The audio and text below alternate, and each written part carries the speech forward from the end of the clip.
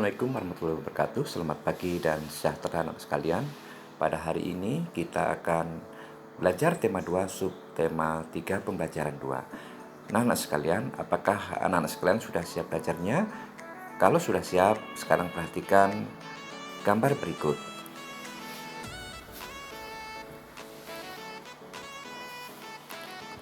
Perhatikan gambar berikut.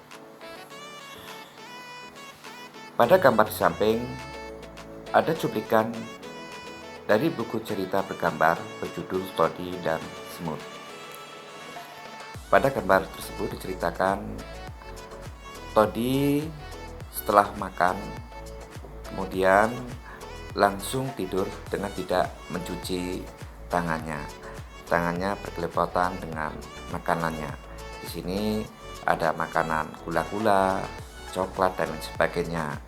Maka ketika Toddy tidur, maka tentu saja tangannya masih dalam keadaan kotor sehingga banyak sekali semut yang datang dan akhirnya semut itu menggigit tangan Toddy. Nah, ini bagaimana Toddy tidak membersihkan tangan setelah makanan-makanan yang bergula.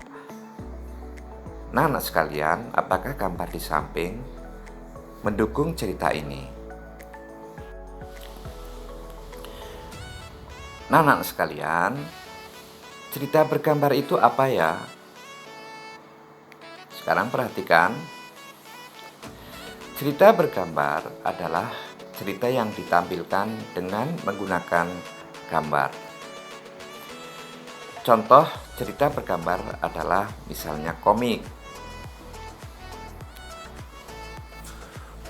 Unsur dalam cerita bergambar. Yang pertama, panel.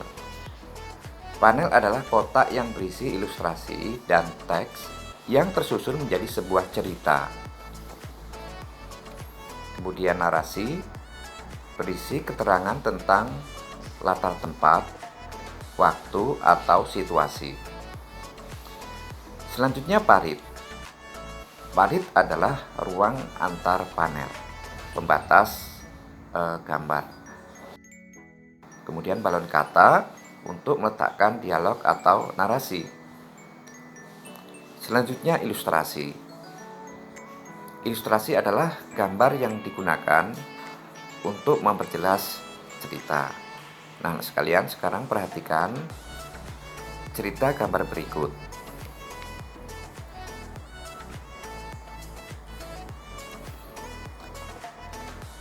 Nah, yang diberikan tanda ini adalah ilustrasi. Sekarang perhatikan.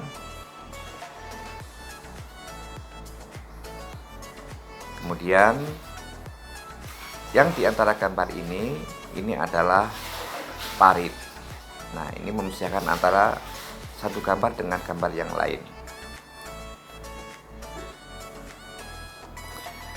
Selanjutnya ini adalah balon kata. Di dalam balon kata ini ada tulisan-tulisan menggambarkan suatu percakapan.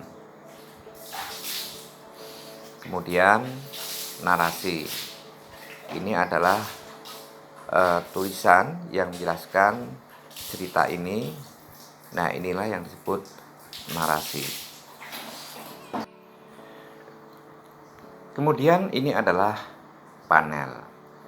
Panel ini adalah lingkaran kotak yang ada di dalam ini yang membatasi gambar yang lainnya. Nah, anak sekalian kemarin sudah belajar yaitu tentang kabut asap yang bisa menyebabkan terganggunya kesehatan organ pernapasan kita. Kesehatan organ pernapasan penting sekali untuk dijaga. Anak sekalian, sekarang kita perhatikan cara memelihara organ pernapasan. Cara memelihara organ pernapasan. 1. Menjaga kesehatan organ pernapasan. Misalnya dengan makan makanan yang bergizi, berolahraga teratur, kemudian kita istirahat yang cukup. Yang kedua, menghindari zat yang dapat merusak organ pernapasan kita, sehingga pernapasan kita terjaga dari hal-hal yang menyebabkan penyakit. Yang pertama, tidak merokok dan menghindari asap rokok. Yang kedua, menggunakan masker. Yang ketiga, mengurangi makanan dingin.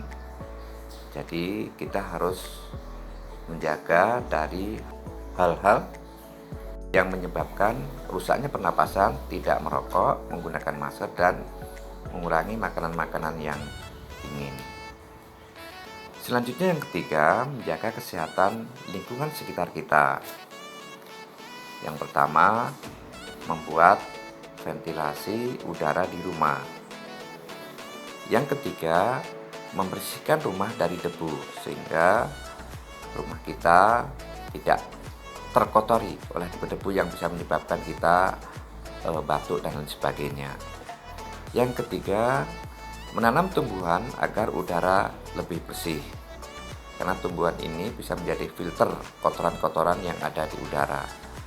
Kemudian mencegah ruangan agar tidak lembab.